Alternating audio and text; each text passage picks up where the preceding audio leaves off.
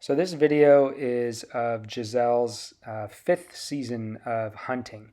So she's coming out of the Molt, and I wanted to put this 9 days of training together in one video, just so I could show how I go about reclaiming Giselle out of the Molt. During the Molt, she's eating as much food as she wants.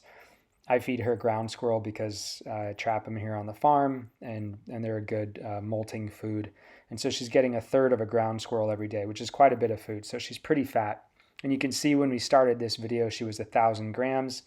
I think the heaviest weight I ever got on her was 1,050 grams. So she's starting, not the heaviest she's ever been, but she's starting fairly heavy. And this video you can see is sped up 8 times faster than normal because each one of these 9 training sessions is anywhere from 10 to 15 minutes long. And that was just a little bit too long of a video, and it was a little bit boring. So I sped up the training sessions. That way we could see it sort of expand and evolve rather quickly over the 9 days. And what I'm attempting to do is drop her weight relatively slowly over the 9-day period, 10 to 15 grams a day of weight drop. And what I'm feeding her is mouse. But I'm feeding her whole mouse. And I'm feeding her about 25 grams of mouse or so. It was pretty hot when I started working on this training and bringing her out of the Molt. I started late because she contracted West Nile virus when she was molting, and she almost died. So normally I would move a little bit faster than this when it comes to training, but I wanted to take it really slow and drop her weight really slow and not push anything. And so that was the goal of this. And I like to use a whole mouse diet when I'm working on reclaiming her out of the Molt because it's a healthy way to go. It's a little bit slower than if you were to use rabbit meat or washed meat. But because she was sick, I wanted to just, again, drop her weight really slow, make sure she was getting healthy, whole, small animal diet so everything was balanced nutritionally. And that way I wasn't stressing her out any more than she needed to be, and could keep her healthy while dropping her weight the whole time. So eventually I will move to rabbit meat, and I may wash it once she gets down close to the hunting weight, and I hit a wall and getting her weight down to where I want it. And that way I can feed her more food, more weighed out food, and have more pieces for training. But she doesn't gain weight on that food because it's such a lean meat. So my goal in training her or bringing her out of the Molt is just to get her used to everything she's going to do during her normal hunting sessions, during her normal day of hunts. So the first thing I did was I started getting her adjusted to stepping up on the scale again, and coming to the fist. I don't work too hard on coming to the fist and the mews because I don't want to cause aggression issues, which can happen. So I concentrated mostly on throwing tidbits on the ground, which is actually how I call her when I am hunting with her. In her first season, I never called her to the fist. I only called her to the ground for a tidbit.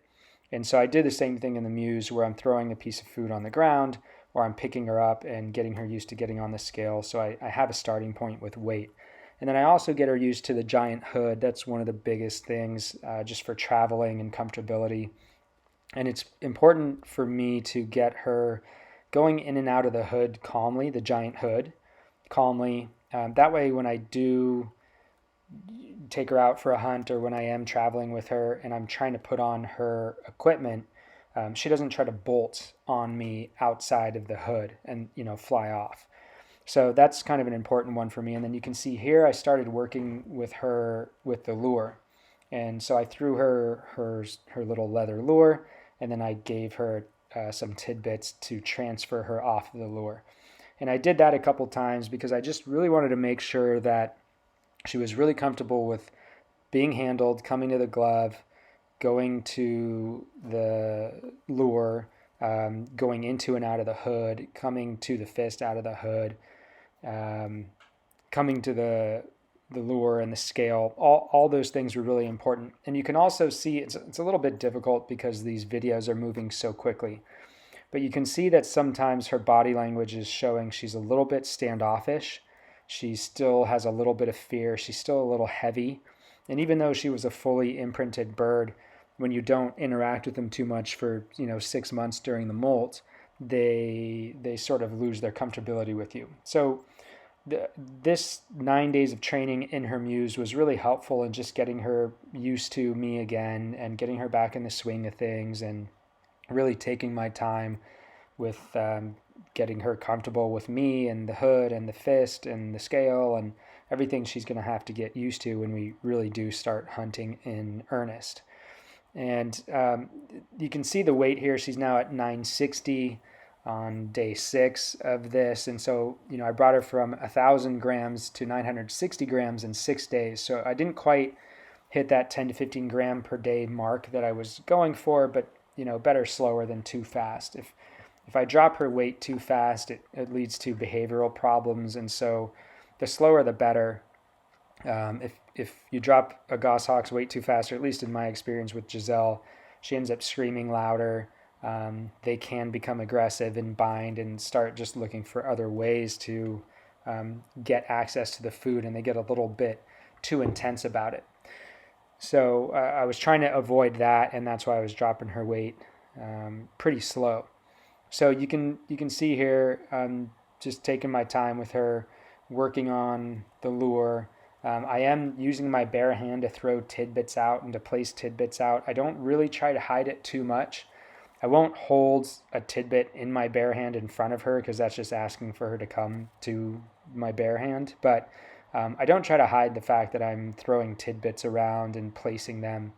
And if she does look at my hand, I'll show her that I have no food in it, and that helps to avoid being attacked. I've actually never had her grab my hand, and I think part of that is because I show her that there's no food in it, and the only time food appears is when she's doing something that would cause that food to appear. So she has to do the right behavior. And this 9 days of working with her was just a really good way to get her super comfortable and make sure that when we did start going out of the muse and getting back out into the hunting fields, that she was going to have this nice foundation already set up behind her of being used to this sort of thing. So that was the main goal with this. And you can see that the muse is still very dirty, and that's because I don't like to mess with anything or bother Giselle or stress her out during the molt. And so because this is still the beginning stages of training, the muse is going to stay a little dirty for a while. And you can see going into the 8th day, she's down to 936. I think I eventually get her down to around 920 grams. And that's not quite where I want to be for hunting, but that's a good point at which I'll start taking her out of the muse and start working on restrained pursuits and calling to the fist and lure out in the field, just to make sure I have the response that I want.